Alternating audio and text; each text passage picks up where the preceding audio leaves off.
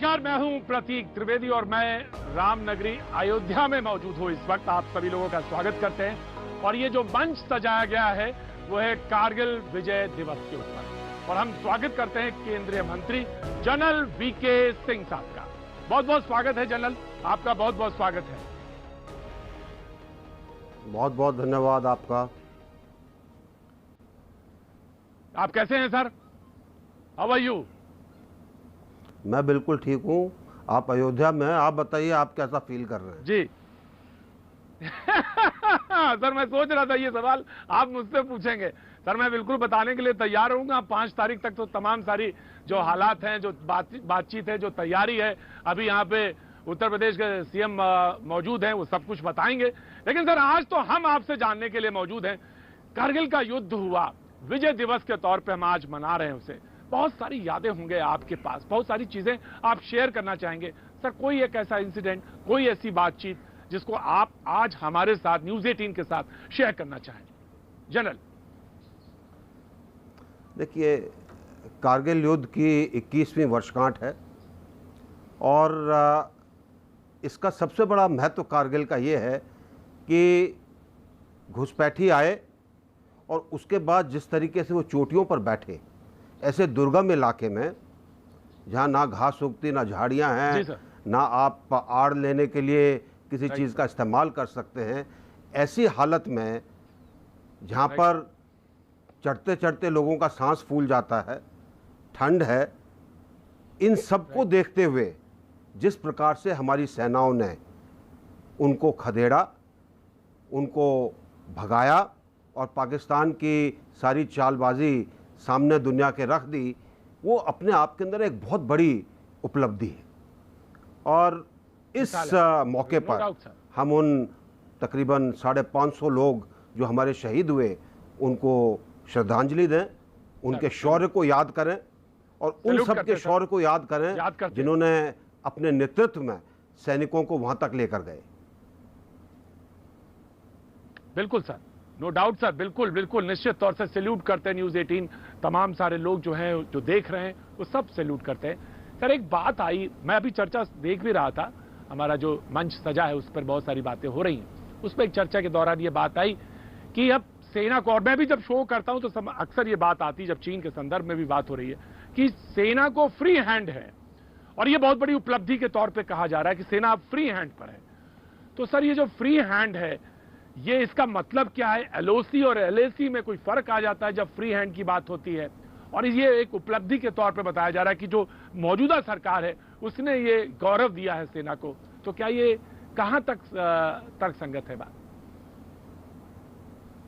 देखिए, जब हम फौज को लेते हैं, फ्री हैंड का तात्पर्य होता है कि जो हमारा सबसे उच्च नेतृत्व है, जो हमारा राजनीतिक नेतृत्व है, जो हमारी सरकार है, वो सैनिकों के पीछे किस प्रकार खड़ी है। अगर वो डर डर के खड़े होते हैं, अगर वो कहते हैं भाई इतना मत करो, इतना करो, तो वो फ्री हैंड नहीं होता। जहाँ तक सेनाएं हैं जो अपना काम करती हैं, जो उनको निर्देश मिलते हैं, उसके अंदर उनको पूरा फ्री हैंड होता है, वो अपने आप अपनी चीज़ों को करते हैं। लेकिन उनकी कार्रवाई को अगर सरकार उनकी पीठ को थपथपाती है और उनको कहती है कि आप बिल्कुल ठीक कर रहे हैं, अगर कोई आपसे गलती होगी तो हम उसको संभालेंगे, उसको हम फ्री हैंड कहते हैं। जहां तक लाइन ऑफ कंट्रोल का सवाल है, तो लाइन ऑफ कंट्रोल और line of actual control. Sir बोलिए। हाँ sir, I am sorry sir, आप समझा रहा था लाइन ऑफ कंट्रोल और लाइन ऑफ एक्चुअल कंट्रोल का। Right sir. देखिए, पहली चीज लाइन ऑफ कंट्रोल जो कि पाकिस्तान के साथ उन इलाकों के अंदर है जो जम्मू और कश्मीर के थे, जो BP1 से शुरू होती है और उसके बाद मुनव्वर तवी और उसके आगे तक जाती है। कुछ हिस्सा ऐसा है जो कि पुरानी जम्मू और कश्मीर का बॉर्डर था और उसके बाद एक ऐसी रेखा जो 1949 से जब सीज फायर लाइन बनी, जबकि हमने अपने केस को हम लोग संयुक्त राष्ट्र में लेकर गए, 72 के अंदर लड़ाई के बाद, 71 की लड़ाई के बाद जब समझौता हुआ तो दोनों देशों ने लाइन ऑफ कंट्रोल के नक्शे एक दूसरे को दिए और ये नक्शे वो थे जिससे आप ज़मीन को अच्छी तरह से पहचान सकते हैं। यहाँ पर दोनों देशों के बीच में प्रोटोकॉल हैं, कहाँ पर क्या होना चाहिए, क्या नहीं होना चाहिए, क्या चीज़, कैसा हथियार इस्तेमाल होता है, सिविलियंस को नहीं टारगेट करते हैं, इस तरह की बहुत सारी चीज़ें हैं। जहाँ तक लाइन ऑफ एक्चुअल कंट्रोल का सवाल है, लाइन ऑफ एक्चुअल कंट्रोल हमको 59 के अंदर एक क्लेम लाइन के तौर पर मिली थी, जो चावन लाए हमारे यहाँ पर देकर गए थे। वो नक्शा इतना छोटा था कि अगर उस लाइन को आप ज़मीन पर करेंगे तो उसमें गड़बड़ हमेशा आएगी, क्योंकि किसी भी लाइन ऑफ कंट्रोल हो, बॉर्डर हो, कोई भी जिससे आप इलाके को अलग अलग बांटना चाहते हैं, उसकी परिस्थितियाँ होती हैं, उसको तय करने का एक तरीका होता है। वो लाइन ऑफ एक्चुअल कंट्रोल में नहीं है। Right sir. लेकिन लाइन ऑफ एक्चुअल कंट्रोल पर border peace and treaty agreement है, जिसके तहत ताकि दोनों देश के सैनिक एक दूसरे से एकदम से हमेशा लड़े ना, थोड़ा वहाँ पर शांति रखी जाए, उसका भी एक प्रोटोकॉल है। तो दोनों जगह प्रोटोकॉल हैं, दोनों जगह दोनों तरफ के लोगों के लिए कुछ बंदिशें हैं। कुछ लोग, जैसे पाकिस्तान, जब आप कहते हैं कि सीज़ फायर लाइन का उल्लंघन कर रहा है या सीज़ फायर का उल्लंघन कर रहा है, तो वो एक उल्लंघन माना जाता है। इसी तरीके से लाइन ऑफ एक्चुअल कंट्रोल पर जब वो अपने जो लाइन ऑफ कंट्रोल जो हम मानते हैं, उसके जब हमारी तरफ आते हैं, सर मैं ये जानना चाह रहे थे सर राइट सर, ये मैं जानना चाह रहा था, ये एक बात बार बार आ रही है कि हाँ जी, आप जब सेनाध्यक्ष थे उस समय में और इस समय, सर उस समय में और इस समय में मौजूदा सरकार में फर्क है क्या? कुछ स्थितियां फर्क में आई हैं कि एक सैनिक को या जो सीमा पे लड़ रहा है जवान, उसके अंदर आत्मविश्वास, आत्मबल में कोई फर्क है या वो कुछ ऐसा महसूस करता है? मैं आपको फर्क बताता हूं और उससे आप समझ जाएंगे कि क्या फर्क है।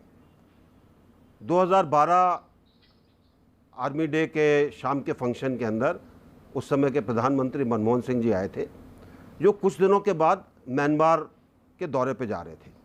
मैं म्यांमार का दौरा कर आया था, तो मैंने उनको बताया कि कुछ दिक्कतें हैं जिसमें हमको चीज़ें जल्दी करनी चाहिए। हमको कुछ रोड बनाने का सामान देना था, तो मैंने कहा अगर यही काम आप फ़ौज को दे देते तो हम 15 दिन के अंदर ये सामान उनको दे देते। लेकिन 3 साल हो गए, उनके पास सामान नहीं गया और वो हमको कहते हैं नो एक्शन टॉक ओनली, कि आप नेटो हैं। तो मनमोहन सिंह जी ने कहा, अरे जनरल साहब ऐसा है, प्रोसीजर होते हैं, प्रोसीजर से चलना पड़ता है, चीज़ें करनी पड़ती हैं। दूसरी तरफ आप फ़र्क देखिएगा, कोई चीज़ होती है जिसके कारण भारत की छवि को, भारत के नागरिकों को, भारत को नुकसान पहुंचता है, हमारे प्रधानमंत्री, आज के प्रधानमंत्री मोदी जी बोलते नहीं है, लेकिन एक्शन हो जाता है। अब आपको समझ में आया क्या फ़र्क है? सर बिल्कुल आ गया, लेकिन एक बात बताइए सर, अभी तमाम बातचीत हो रही, तमाम नेगोशिएशन चल रहे हैं, लेकिन एलएसी पे लोगों ने कहा चीन बॉर्डर पर कि हुआ ये है कि तमाम सैनिक, विपक्ष तो कह रहा 40,000 सैनिक चीन के डटे हुए हैं, तो ये कैसा, हमको क्लियर पोजीशन नहीं पता है? देखिए ऐसा है, 40,000 सैनिक लाइन ऑफ एक्चुअल कंट्रोल पर नहीं डटे हुए। हर साल वो लोग एक्सरसाइज करते हैं अक्साई चीन के इलाके में, हैं उनके ट्रुप्स वहाँ पर। जितनी चीज़ उनको हमारे बारे में पता है, शायद हमको उनके बारे में ज़्यादा पता है, तो इसमें घबराने की कोई आवश्यकता नहीं है। जो भी चुनौती होगी, मुझे पूरा विश्वास है कि हमारी सेनाएं, हमारा नेतृत्व उसके लिए तैयार है। सर विपक्ष राहुल गांधी साहब कहते हैं, ट्वीट करते हैं, और उन्होंने ट्वीट करके ही बाकायदा कहा कि साहब मैं कोरोना के बारे में बता रहा था, आप लोगों ने सुना नहीं, समझा नहीं और आपने आपदा देखी। मैं चीन के बारे में आपको आगाह कर रहा हूं, बता रहा हूं, लेकिन आप ध्यान नहीं दे रहे हैं।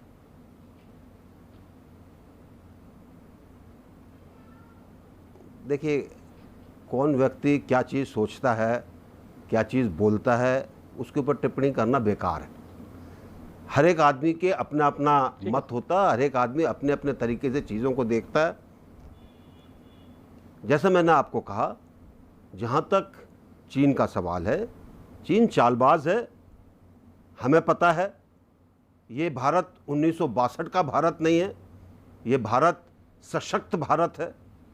देश की सेनाएं सशक्त हैं, देश की तीनों सेनाओं के अंग सशक्त हैं और हर चुनौती का सामना करने को तैयार हैं। और मानकर चलिए चीन को इस बारे में पता है। और सर हम ये कह सकते हैं, अगर सर हम ये कह सकते हैं बिल्कुल श्योर शॉर्ट होके, हाँ सर आप अपना सेंटेंस क्लियर कर लीजिए, अगर कल नहीं, आप बोलिए, आप बोलिए।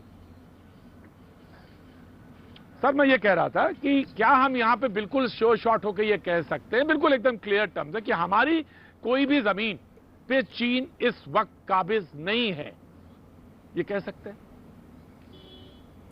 देखिए, जो लोग कहते हैं कि ज़मीन के ऊपर चीन ने कब्ज़ा कर लिया है, वो तो उसने 1962 के अंदर कब्ज़ा कर लिया था। जो उसने 31,000 स्क्वायर किलोमीटर लद्दाख के अंदर अपना क्लेम बनाया था, उसने उसका ज़्यादातर हिस्सा उसने ले लिया था। तो हमारी ज़मीन है चीन के नीचे, इसमें कोई शक नहीं है। लेकिन आज की स्थिति क्या है, लाइन ऑफ एक्चुअल कंट्रोल की क्या स्थिति है, इसके बारे में कोई टिप्पणी करे तो मैं बता सकता हूं। तो sir line of actual control पे लोगों ने कहा कि वो मैप से छेड़छाड़ कर रहे हैं और हम ऐप में उनके बंद कर रहे हैं। प्रधानमंत्री ने ये बात भी कही कि जो जवान शहीद हुए हैं उनका शौर्य जो है जाया नहीं जाएगा, खाली नहीं जाएगा। तो सर हम क्या उस तरह के एक्शन के बारे में सोच सकते हैं जैसा कि हमने पाकिस्तान के बारे में सोचा था? देखिए, मैंने आपको कहा कि भारत का नेतृत्व, भारत की सरकार जो एक बड़े सक्षम नेतृत्व के अंदर है, और भारत की सेनाएं हर चुनौती का मुकाबला करने के लिए तैयार हैं। चुनौती कहां पर आएगी, कैसे आएगी, किस प्रकार से आएगी, किस रास्ते से आएगी, वो तो जब चुनौती आएगी तब पता चलेगा। लेकिन मुझे पूरा विश्वास है कि हमारी सेनाएं हर तरीके से सक्षम हैं और अब की बार जिस तरीके से कार्रवाई होगी उससे पूरी दुनिया को पता चलेगा कि भारत क्या कर सकता है। सर आपने अभी एक बात कहा कि चीन बहुत चालाक है, लेकिन आपने एक बात और कही कि 1962 का ये मुल्क नहीं है, ये 1962 का देश नहीं है, ये 2020 का है। एक सक्षम नेतृत्व की भी बात आपने कही। तो हम जब 62 का कहते हैं कि हम 62 के नहीं है, तो हम अपने को कहां पे आंक पाते हैं कि सैन्य आकलन जब हम करें तो हम कहां खड़े हैं चीन से मुकाबले में?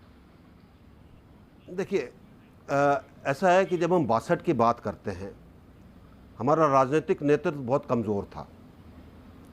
उस समय जो हमारे सबसे बड़े नेता थे वो अपने आप को शांति दूत के रूप में, अहिंसावाद के बड़े एक नेता के रूप में अपने छवि बनाना चाहते थे और इसलिए बहुत चीज़ें कमज़ोर हुई। जवाहरलाल नेहरू की बात कर रहे हैं, पंडित जवाहरलाल नेहरू की बात कर रहे हैं सर, आप पंडित जवाहरलाल नेहरू की बात कर रहे हैं। बिल्कुल, सबसे बड़े नेता थे, सबसे बड़े नेता थे। और बहुत सारी चीज़ें ऐसी हुई 1962 से पहले जो नहीं होनी चाहिए थी। भारत की कभी भी चीन के साथ सीमाएं नहीं थी, भारत की सीमा तिब्बत के साथ थी। लेकिन जब 50 के अंदर चीन की सेनाएं तिब्बत में आई, हमने कुछ नहीं किया। उसके बाद नेहरू जी पंचशील संधि के लिए इतने उतावले हो गए कि उन्होंने कुछ सुना ही नहीं कि बाकी लोग क्या कह रहे हैं। और उसका नतीजा क्या हुआ? पंचशील संधि से सर 1962, सर आप बहुत समाप्त करें सर, अगर मैं इसको समाप्त करूं तो 1962 का फेल्योर प्रधानमंत्री पंडित जवाहरलाल नेहरू का फेल्योर की वजह से था। अगर समाप्त कर दें कि उनकी नीतियों का फेल्योर था जो हम 1962 का युद्ध। देखिए, एक आदमी के ऊपर फेल्योर नहीं है, बहुत लोगों के ऊपर फेल्योर है। किस तरीके से सेना को हैंडल किया गया, किस तरीके से ऐसे लोगों को प्रमोशन देकर ऊपर किया गया जिनके अंदर काबिलियत नहीं थी। बहुत सारी चीज़ें हैं, ये अपने आप के अंदर एक बहुत बड़ा विषय है। तो सिर्फ मैं आपको ये कह रहा हूँ कि इसीलिए मैंने कहा ये 1962 का भारत नहीं है। अब भारत अपने तरीके से सक्षम है, नेतृत्व सक्षम है, जो चीज़ों को पहचानता है और इस चीज़ के अंदर दक्ष है कि कब क्या एक्शन लिया जाए। सर बहुत बहुत शुक्रिया sir, thank you so much हमसे बातचीत करने के लिए। कारगिल विजय दिवस के इस मंच में आपने अपने विचार साझा किए। थैंक यू सो मच, आप बने रहिए हमारे साथ और ये मुहिम चलती रहेगी। Thank you so much sir.